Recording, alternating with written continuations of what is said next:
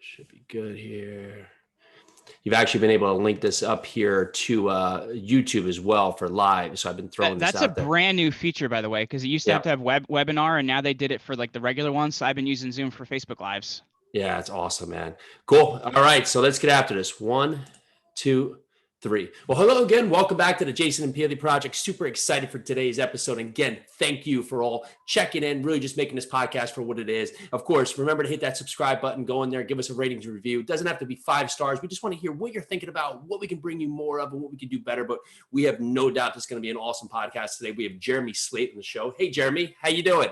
Hey, brother, I'm doing awesome. I love that we're both Jersey guys here representing. So stoked to be hanging out with you, man. Yeah, that's great. So I go, where are you? He goes, about 45 minutes from the city. And I go, huh? Whoa, me too. So small world, but the power of this, where we're all in isolation, but we're still connected, even though we're basically right near each other. But Jeremy's got just an awesome background. We were talking about his really competitive powerlifting background, really, and what he's doing today. He's the founder of Create Your Own Life podcast, which studies the highest performers in the world. He studied literature at Oxford University, specializes in using podcasting and new media to create celebrity, and was ranked number 1 in iTunes new and number 78 in the iTunes Top 100.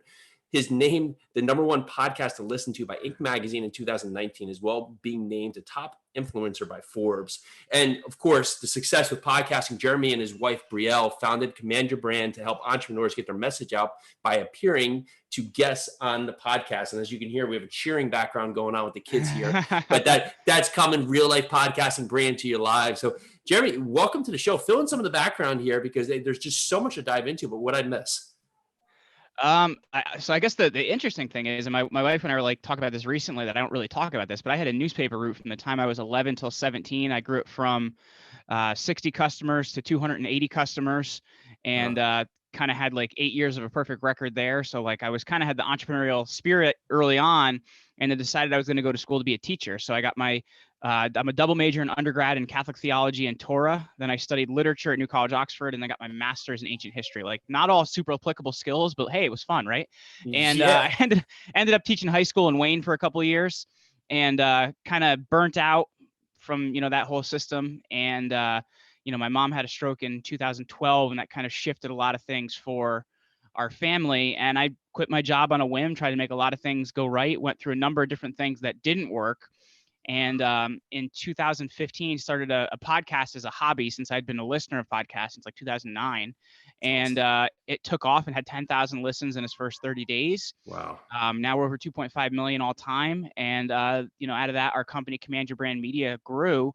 And now we're really helping people to become guests on top rated podcasts. It's been, an awesome ride, man. So that's awesome. And you have this paper route, right? And so you already have this driven entrepreneurial background to you, but then you make this pivot, right? You go into all these different education platforms and then jump into being a teacher. Was there external forces that were pushing you to it? And I think this is a big answer to a lot of people out there who maybe have a big passion in front of them, but choose a different route for a lot of different means. Was there anything driving you to that, or was it just a series of events? I'm from a super small town, 5/8 of a mile in size, called Hamburg, New Jersey. So like nothing like really happens there.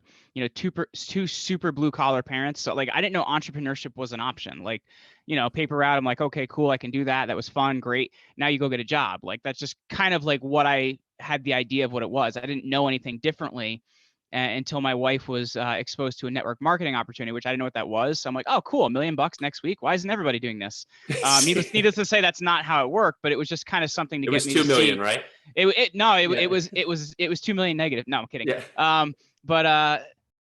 It was something to get me to see that there's other opportunities out there and there's other ways to make money. It isn't just that you have to get a job, work there for 40 years, which doesn't happen anymore, and retire. Like that's just not how it works. Huh.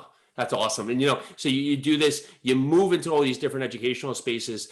What was the biggest learning lesson that you used? Because lots of times that, we say, oh, I went to school for this, but I don't use anything of it, but you still get and use that as value to your life. Right. So what's a lesson from that you've really taken forward with your life?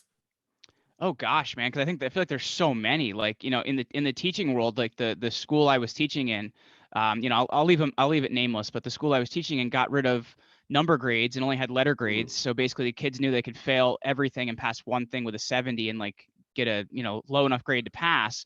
So it kind of like showed me like what happens if you reward people that aren't really trying to get high achievers. You don't get any high achievers. So that really kind of was not a cool thing to have there. Another thing that I really learned is honestly sales. Doing in life insurance sales as I did for probably about 6 months, like I had to make like 150 phone calls a day.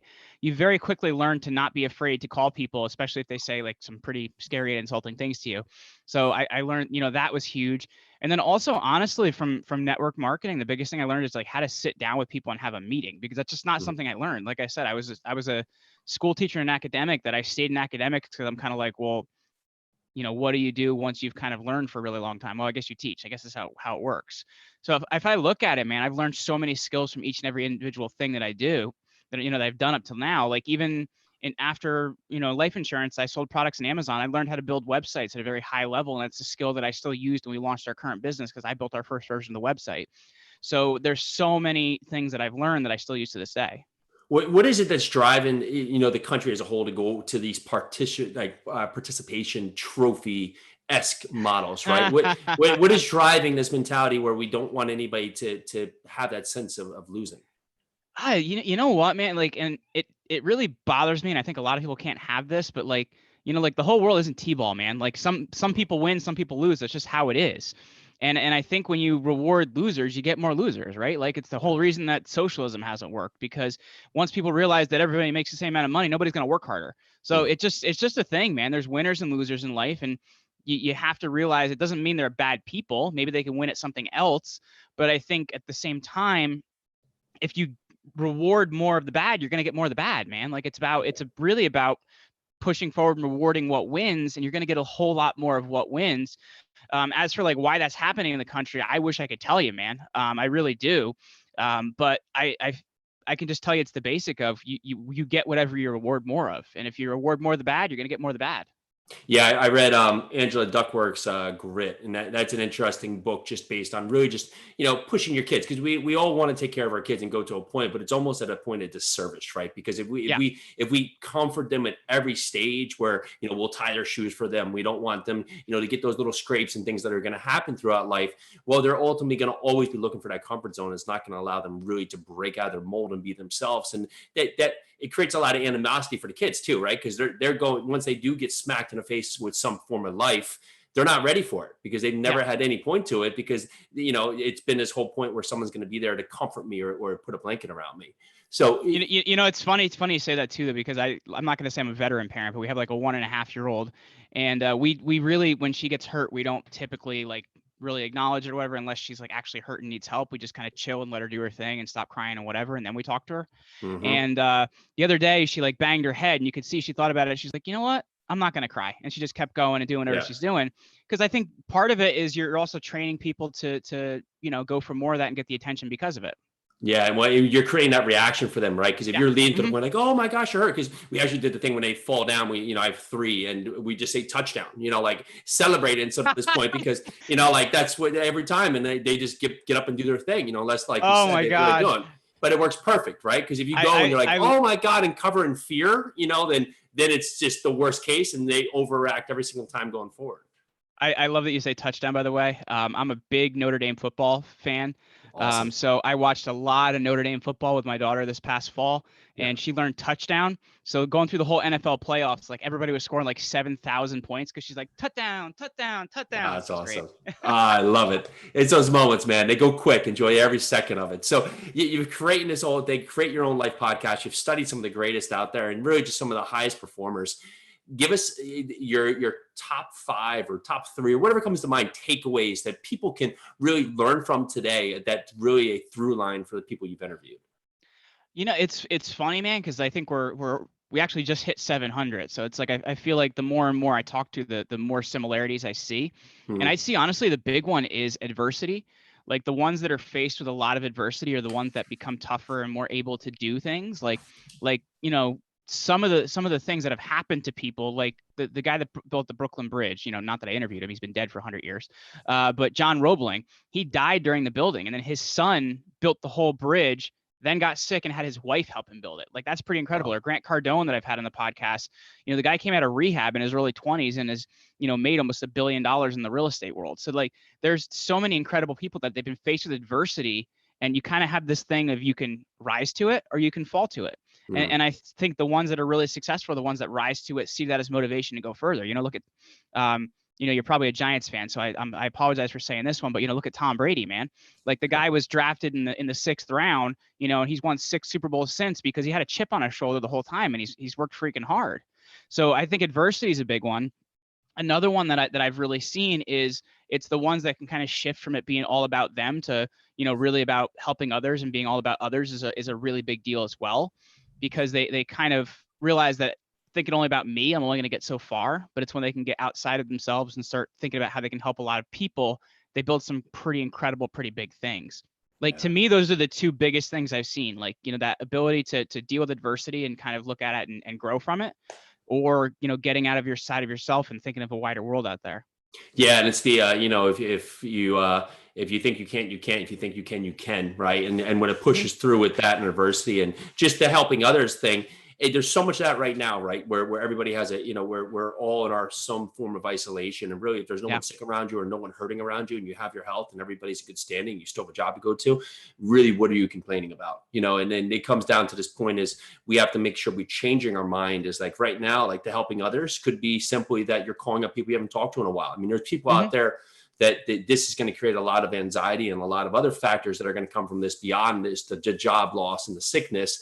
There's going to be so many parallels that push this forward that are really going to hurt people. So connecting with people could be a great helping thing if you don't have the stereotypical money to put out there right now.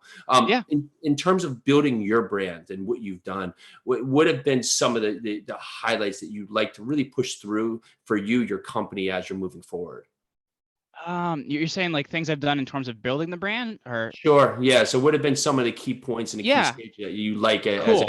as a really successful strategy going forward? Well, I'd say first and foremost, like building the platform as the podcast, because it allows you to contact, and you've seen this probably, contact and speak to some pretty amazing people that we wouldn't get to talk to otherwise. So like the networking ability is amazing. Like I've talked to so many people that I was, that are heroes of mine, like, AJ Hawk of the Green Bay Packers, Jim Tressel, head coach of Ohio State. Like, I've had so many incredible people on the show that, like, if I didn't have a platform, like how or why would they talk to me?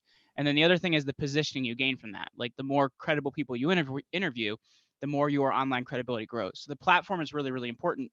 The other thing I would say, and it's something that people like totally forget about because they kind of want to start on top, they forget about their local media and local press. So I tell everybody to find out what your small pond is and really concentrate on that, and concentrate on getting in your local newspapers, getting in your local websites. Like, NJ.com has been very good to us. The Bergen Record has been very good to us. Like, concentrate on your local news sources. And that's helped me to generate a lot of my initial interest. And then I started really getting out there on other podcasts. Like, I've been on hundreds and hundreds of podcasts to really, be willing to share, willing to help out. Like, when you and I first started talking here, I said, you asked me, like, what do you want to concentrate on today? I'm like, well, what do your people need? Like, and I think that's what's really most important, be willing to share and willing to help, and, absolutely get your brand out in the right places. But at the same time, you're going to grow this level of credibility that's going to help everything else you're doing. And it was kind of from that success of everything I was doing that people were like, hey, can you do this for me? And we started doing a done for you podcast model, which ended up being, we weren't charging enough. We were doing way too much work. Like, dude, we were doing everything, their social media, their guest booking. Like, it was insane. And we found out the 20% they actually liked was getting on other shows, because my wife had a PR background. Like, one of the things she said, if you're going to launch a podcast, we should get you on other podcasts. Yeah. So we ended up actually cutting out the 80% and just focusing on that and really doing a great job on that. And really that's what's led to our current company, which is Command Your Brand. So, and it's so true, right? This is all free right now. Like, we can do this at a point and you can get in front of some of the greatest people that you've never had access to before, and really ask questions that not only can help others, but it really just gives you that direct connection here. And it's amazing, right? When you talk to these people and you can ask these questions that are very specific to really not only your channel, but also to the overall audience. Just, if we were in this place 25 years ago or 30 years ago, right? And we had this happen, we're all in isolation, it would be a whole different setting, right? We're going to have the dial-up phone and, and basically hitting the measure here just to talk to each other. And it would be a whole different world. But here, if you're sitting home, you have so much you can take advantage of too. There's so much online platform. You go on Google and just basically find anything, find anything you want that can really grow out and build your brand. And so as you continue to progress here and you look at your model, what is your vision for podcasting going forward?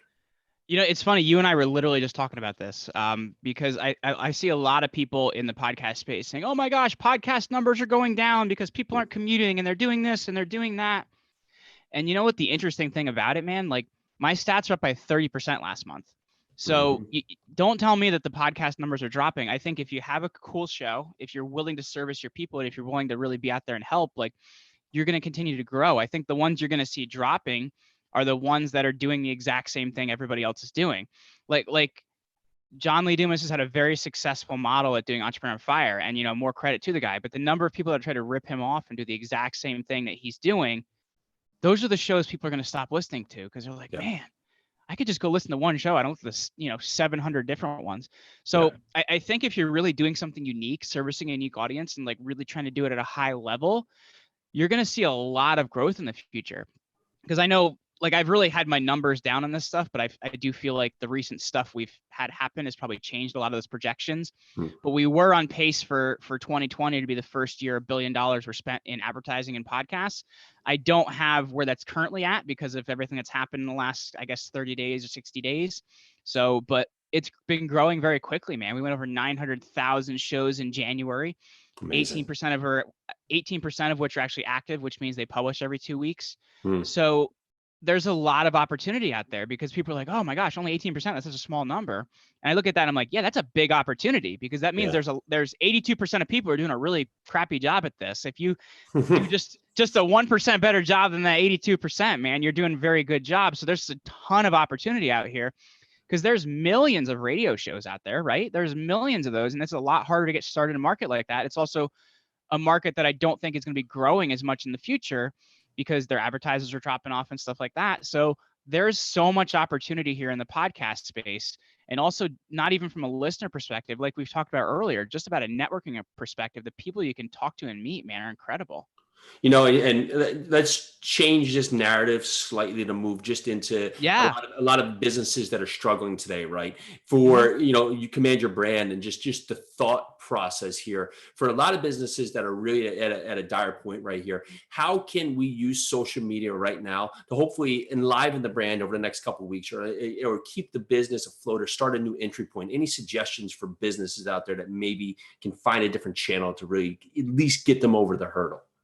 Well, so I think it's interesting too, because I've seen a lot of brick and mortar businesses that like need to be physically open to like really make things work, trying to make things go. So like we've been trying to buy from like more local restaurants and stuff like that. And I've seen a lot of them have done a good job going to a takeout model. So like you need to take a look at the business scene, see how it's affecting you and see how you can pivot with it. Because also at the same time, like one of our friends, they run 2 weight loss offices and they can't go into their offices anymore because they're not considered like essential. So they've went to a totally online model in the last 10 days with their weight loss offices that they're looking at and they're saying, hey man, there's a whole lot more opportunity for growth here in the future that we didn't even think of. So I would take a look at how you can still service your people because there are certain markets that are going to be a little tougher, I'm sure construction can be really difficult right now. I'm sure, real estate has changed, but I think it's going to be in for a big boom because of the Federal Reserve, the Fed dropping interest rates like they did in the fall. So I think keep an eye on that. But I think at the same time is see how you can start to service your people in a little bit of a different way. And at the same time, like add as much value as you can. Like for example, we know a lot of people need help right now. So we've been giving away our podcast course for free because we want to help people get out there, get attention, because I know that if they get the right attention, their business will be around in 60 days. And like, to me, man, like we want to make money and, our business is still growing, but at the same time, like I want to see businesses survive. I want this economy to survive. So you need to, I guess, become a little bit more, as we talked about earlier, kind of getting out there for other people and trying to help other people at the same time. So it's going to be a little bit different for everybody, but you need to figure out what that model looks like for you. Yeah, you can look at this as a blessing and a curse. And you really touched on this, right? This gives you the time and the availability that even if you're forced to think about your business a different way. And hopefully from that maybe comes another revenue stream or a cost reduction or just another whole model that you can do that really you never had the time to, and now you've been pushed into that subject. So super great points, Jeremy. It's been awesome to have you on the show. Where can other listeners find you, find your podcast? Give us everything. Absolutely. Well, actually, I had mentioned that we're giving away our course for free right now. So it's about, starting and growing a podcast. So I'd love to give that to your audience if that's cool. Love it. Okay, cool. So that's over at commandyourbrand.com/coronapod, because we want to see people get out there, get attention. And where this is totally free. I'm not going to call you in 30 days and say, hey, give me some money or whatever. This is really totally free. We just want to help businesses survive and get out there. And if they want to check out anything about me on the personal branding side, it's over at jeremyryanslate.com. That's awesome. So commandyourbrand.com/coronapod. Yep. 100%. Awesome. Jeremy, this has been great, man. Thanks so much for coming on the show. Absolutely, brother. Thank you so much for having me. Have an amazing day. You too. And all the listeners out there, thank you again. We'll talk to you shortly.